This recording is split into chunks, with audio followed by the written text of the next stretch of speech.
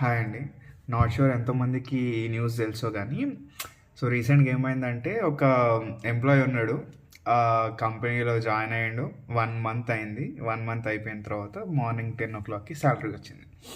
Morning 10 o'clockకి salary వస్తే 10:05కి resignation పెట్టేసిండు.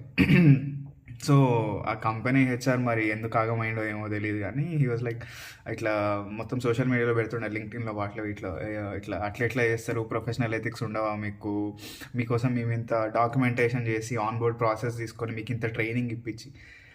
First thing నాకు అర్థం కాలే 1 మంత్లో వీడు ఇచ్చే ట్రైనింగ్ ఏముంటుందో నాకు తెలియదు.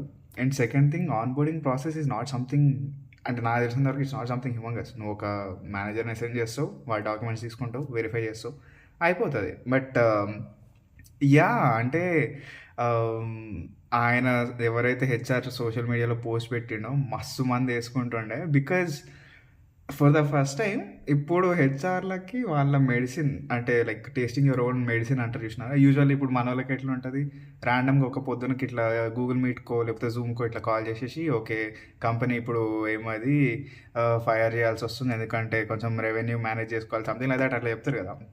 ఫర్ ద ఫస్ట్ టైం ఇప్పుడు హెచ్ఆర్కి అట్లా తగిలిందని ఇక జనాలు మస్తు వేసుకుంటారండి కామెంట్స్లో వాటిలో వీటిలో. But it was crazy.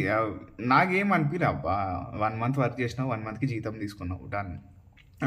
పైగా హెచ్ఆర్ కంప్లైంట్ చేసేది ఏంది, మీరు ఇదేదో ముందే చెప్పుంటే మేము దాని మీద ఏమైనా హ్యాండిల్ చేస్తాం కదా అంటే తొక్క చేస్తారు వాళ్ళు. నువ్వు ఇంకా ముందే ఇట్లా ఇష్యూ అవుతుందంటే మోస్ట్లీ శాలరీ ఇట్లా హోల్డ్లో పెట్టేసి నువ్వు ఇట్లా వెళ్ళిపోదాం అనుకుంటున్నావు కదా, ఇప్పుడే సార్ చేసి అన్నట్టు చెప్తారు.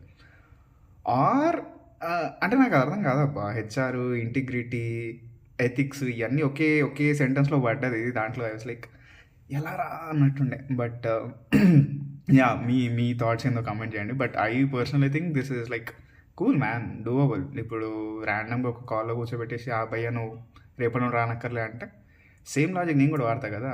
జీతం పడంగానే 5 minutesలో ఓకే నేను రెసిగ్నేషన్ చేసేస్తున్నా అని సరి తెస్తా.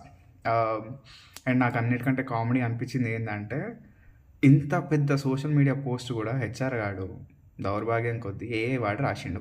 ఎన్ని ఎమోజీలు ఉంటాయో దాంట్లో అసలు. ఇంకా మరి ఇంకోటి లేవు కావాలి ఆ టైం నుంచి నాకు తెలిసి.